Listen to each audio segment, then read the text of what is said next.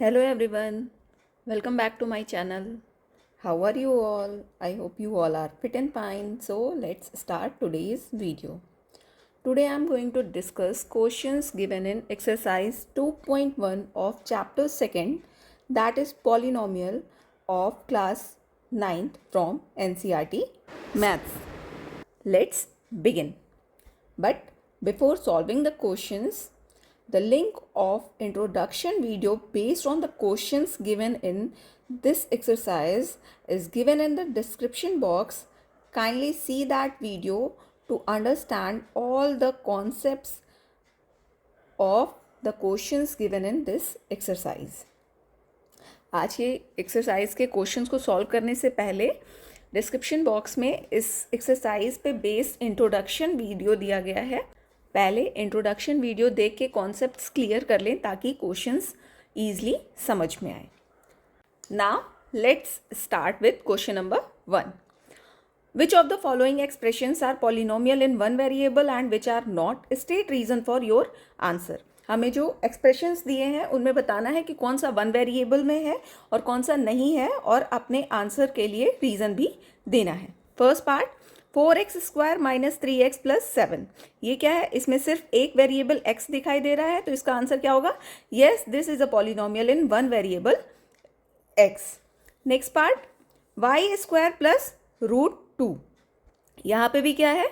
सिर्फ एक वेरिएबल है y जिसकी पार्ट 2 है, जो कि एक होल नंबर है, तो इसका भी आंसर क्या होगा? Yes, this is a polynomial in one variable y. Third part, 3√t plus t√2. अब इसमें क्या करेंगे हम? यहाँ पे रूट में दिया है, वेरिएबल की पार रूट में दी है तो एक ही वेरिएबल, लेकिन ये क्या है? एक पॉलिनोमियल ही नहीं है. क्यों? क्योंकि पॉलिनोमियल की कंडीशन होती है कि पॉलिनोमियल में वेरिएबल की पार हमेशा एक होल नंबर होना चाहिए, और होल नंबर मीन्स जिसकी पार 0 से इनफाइनाइट तक कोई भी नंबर हो सकता है.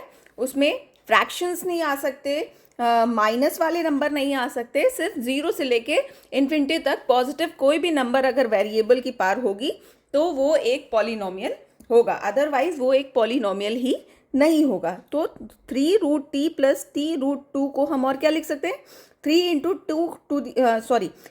T to the power 1/2. √t को हम पार में 1/2 लिख सकते हैं, प्लस t इंटू 2√2 1/2. तो यहाँ पे तो जो हमारा वेरिएबल है t, उसकी पार 1 है, लेकिन यहाँ पे जो वेरिएबल है t, उसकी पार 1/2 है, जो कि क्या है? एक फ्रैक्शन है, होल नंबर नहीं है. इसलिए हम आंसर क्या लिखेंगे? इसको इक्वेशन 1 अगर मान लें तो equation 1 shows that exponent of t is 1/2 which is not a whole number, so this expression is not a polynomial. इसलिए ये एक्सप्रेशन हमारा पॉलिनोमियल ही नहीं है. Next part, fourth, y plus 2/y. अब इसमें भी क्या है कि y को जब हम ऊपर लेके जाएंगे तो इसकी पावर क्या हो जाएगी? -1. जैसे यहाँ लिखा हुआ है, y को जब हम ऊपर न्यूमरेटर में लेके गए हैं तो यहाँ पे क्या है? y plus 2 into y⁻1. यहाँ पे तो सिंगल पावर इसकी +1 है, लेकिन यहाँ पे क्या है? पावर -1 है. और भी मैंने बताया कि पॉलिनोमियल होने की एक कंडीशन ज़रूरी क्या है कि जो भी वेरिएबल हमारे एक्सप्रेशन में है उसकी पावर हमेशा एक होल नंबर होना चाहिए. इससे पहले वाले चैप्टर में हमने पढ़ा था integer, whole number, real number, सबके बारे में. तो हमें पता है होल नंबर क्या होते हैं? 0 से लेके पॉजिटिव इनफाइनाइट तक. तो यहाँ पे पावर क्या है? -1 है, तो इसका भी वही आंसर हो जाएगा. अगर इसको इक्वेशन 1 मान ले तो equation 1 shows that exponent of y is -1 which is not a whole number, so it is not a polynomial. Next part, fifth, x to the power 10 plus y to the power 3 plus t to the power 50. अब यहाँ पे तो हमें सीधे से दिखाई दे रहा है कि वेरिएबल कौन कौन से हैं? x, y और t, 3 वेरिएबल हैं. तो यहाँ क्या आंसर हो जाएगा? No, it is not a polynomial in one variable. वहाँ पे पूछा गया था कि वन वेरिएबल में कौन सा पॉलिनोमियल है. यहाँ पे वन वेरिएबल नहीं है, तो यहाँ पे लिख देंगे ये वन वेरिएबल में नहीं है, because in the given expression there are 3 variables x, y and t. इसमें 3 वेरिएबल दिए गए हैं x, y और t. Next question, question number 2, right the coefficient of x square in each of the following. हमें जो expressions दिए गए हैं उसमें एक्स स्क्वायर जो टर्म है उसके साथ क्या कोफिशिएंट है उसको बताना है। First part, 2 plus x square plus x. यहाँ पे एक्स के साथ अगर कोफिशिएंट में साथ में मल्टीप्लाई में कुछ नहीं लिखा होता है तो उसका मतलब होता है 1। तो यहाँ पे एक्स स्क्वायर का कोफिशिएंट क्या होगा, 1 होगा। Next part, 2 minus x square plus x cube. यहाँ पे कोफिशिएंट क्या होगा, -1। मैंने इंट्रोडक्शन वीडियो में बताया था कि जो भी कोफिशिएंट होता है वो उसके आगे जो साइन लगा होता है उसके साथ कंसीडर किया जाता है। तो यहाँ पे क्या है, कुछ नहीं लिखा है तो मतलब यहाँ पे 1 है और साइन क्या है, माइनस। तो यहाँ पे कोफिशिएंट ऑफ एक्स स्क्वायर क्या होगा, -1। Next part, π/2x square plus x. यहाँ पे क्या है, एक्स स्क्वायर का कोफिशिएंट जो भी इसके साथ मल्टीप्लाई में जो भी हमारा वेरिएबल होता है उसके साथ जो मल्टीप्लाई में होता है कांस्टेंट टर्म, उसको उसका कोफिशिएंट कहते हैं। तो इसका कोफिशिएंट क्या है यहाँ पे, π/2। यहाँ पे एक्स स्क्वायर का कोफिशिएंट π/2 है। Next part, √2x - 1। अब यहाँ पे कैसे बताएं कि एक्स स्क्वायर का कोफिशिएंट कैसे क्या है, यहाँ पे तो कोई टर्म ही नहीं दिख रही है एक्स स्क्वायर के साथ।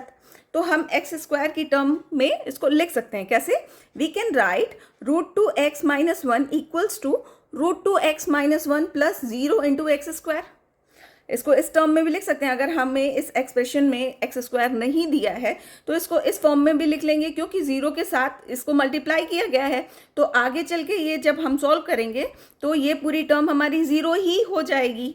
तो इसमें और इसमें कोई फर्क नहीं हो जाएगा, दोनों क्या है, इक्वल हैं। तो इस फॉर्म में लिख के हम ये बता सकते हैं कि एक्स स्क्वायर जो है उसका कोफिशिएंट क्या है, यहाँ पे 0 है मल्टीप्लिकेशन में इसके साथ, तो कोफिशिएंट ऑफ एक्स स्क्वायर क्या हो जाएगा हमारा, 0 हो जाएगा। तो जहाँ पे भी अगर हमें किसी टर्म का कोफिशिएंट नहीं पूछा गया है तो उसको उस जो पूरी पॉलिनोमियल है, जो एक्सप्रेशन है, उसमें ऐड करके 0 के साथ मल्टीप्लाई करके ऐड कर देंगे।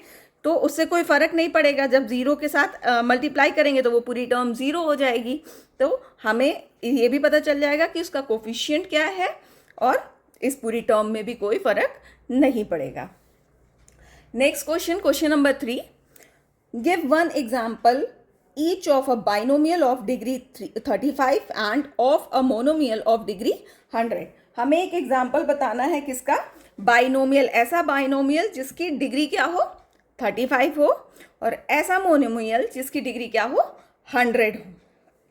बाइनोमियल हमें पता है, बाइनोमियल मीन्स जिसमें 2 टर्म्स होनी चाहिए, और मोनोमियल मीन्स जिस एक्सप्रेशन में सिंगल टर्म होगी। तो हम आंसर क्या लिखेंगे, binomial has 2 terms, so binomial of 35 degree. Degree 35 means उसमें जो वेरिएबल प्रेजेंट है उसमें जो उसकी जो मैक्सिमम पावर होनी चाहिए क्या, 35 होनी चाहिए। तो यहाँ पे हम कोई भी वेरिएबल लिख सकते हैं, कोई भी नंबर लिख सकते हैं, बस ऐसे लिखना है कि जो एक टर्म हो उसकी मैक्सिमम पावर क्या हो, 35 हो। तो ज़रूरी नहीं कि आंसर यही हो, मैंने यहाँ पे आंसर लिखा है x⁵ 35 + 6x।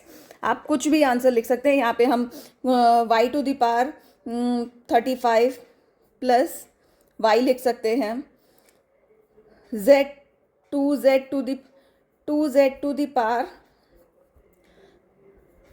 2 + 16 z⁵35, कुछ भी लिख सकते हैं जिसमें एक बार जो वेरिएबल है उसकी पावर क्या होनी चाहिए, 35 होनी चाहिए। आंसर हमारा कुछ भी लिखा जा सकता है। Next, monomial has only 1 term. अब मोनोमियल पूछा है जिसकी पावर क्या होनी चाहिए, 100 होनी चाहिए। मोनोमियल में सिंगल टर्म होती है, तो एक वेरिएबल कोई भी ले लेंगे, उसकी पावर 100 लिख सकते हैं। यहाँ पे मैंने आंसर 7y⁴ लिखा है, हम सिंपली y⁴ भी लिख सकते हैं, x⁴ भी लिख सकते हैं। कोई भी वेरिएबल लेके, कोई भी कोफिशिएंट लेके, जैसे हम यहाँ पे 18 z⁴ लिख सकते हैं। ये सब क्या है, मोनोमियल विद 100 डिग्री। तो यहाँ पे आंसर डिफर कर सकता है, बस कंडीशन याद करके हमें आंसर उसको उस हिसाब से लिखना है। Next question, question number 4, right the degree of each of the following polynomial. हमें जो पॉलिनोमियल्स दिए गए हैं उनकी डिग्री बतानी है। डिग्री क्या होती है? जो भी पॉलिनोमियल है उसमें जो वेरिएबल दिया रहता है उसमें जो वेरिएबल की हाईएस्ट पावर होती है वही उसकी डिग्री कहलाती है। तो फर्स्ट पार्ट क्या दिया है? 5x⁻³ + 4x⁻² + 7x। यहाँ पे वेरिएबल क्या है? x दिए हैं सारी टर्म में और हाईएस्ट पावर क्या है? 3। तो डिग्री क्या हो जाएगी? 3। Next part 4 - y²। यहाँ पे सिंगल टर्म में वेरिएबल दिया है जिसकी पावर क्या है? 2 है। तो यहाँ पे डिग्री क्या हो जाएगी? 2। Next part 5t - √7। यहाँ पे भी सिंगल वेरिएबल दिया है t जिसकी पावर क्या है? कुछ नहीं लिखा है मतलब 1। तो डिग्री क्या हो जाएगी हमारे? 1।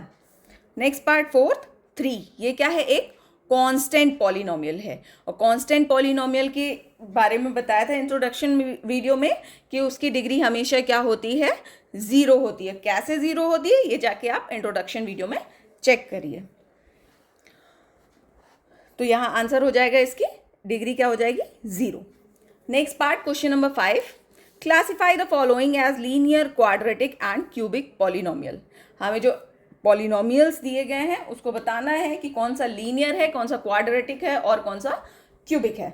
First part x⁻² + x। तो यहाँ पे क्या है? डिग्री हमारी 2 दी गई है, इसलिए इस एक्सप्रेशन की डिग्री 2 है, इसलिए क्या है? एक क्वाड्रेटिक पॉलिनोमियल है। Next part x - x³। यहाँ पे डिग्री क्या है हमारी?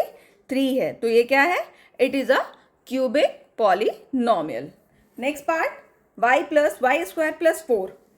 यहाँ पे वेरिएबल में वेरिएबल की डिग्री क्या दी गई है हमारी? 2। पूरी पॉलिनोमियल जो एक्सप्रेशन है इसकी डिग्री 2 है, इसलिए ये क्या है? एक quadratic polynomial. Next part 1 + x। अब इसकी क्या है? यहाँ पे पॉलिनोमियल जो दिया है, एक्सप्रेशन दिया है, उसकी डिग्री क्या है? 1 है, इसलिए ये क्या है? एक linear polynomial. Next part fifth 3t। यहाँ पे भी डिग्री क्या है हमारी? 1 है, इसलिए ये क्या है? एक linear polynomial. Six part r²। यहाँ पे डिग्री क्या है हमारी? 2 है, इसलिए ये क्या है? एक क्वाड्रेटिक पॉलिनोमियल है। और लास्ट पार्ट 7x⁻3। यहाँ पे डिग्री हमारी क्या दी गई है? 3, इसलिए ये क्या है? हमारा क्यूबिक पॉलिनोमियल है। Now thank you everyone. This is all about the questions given in exercise 2.1. If this video is useful for you, then please like, subscribe and share this video. And if you have any doubt regarding the answers or concept of the answers, kindly check the introduction video. Thank you.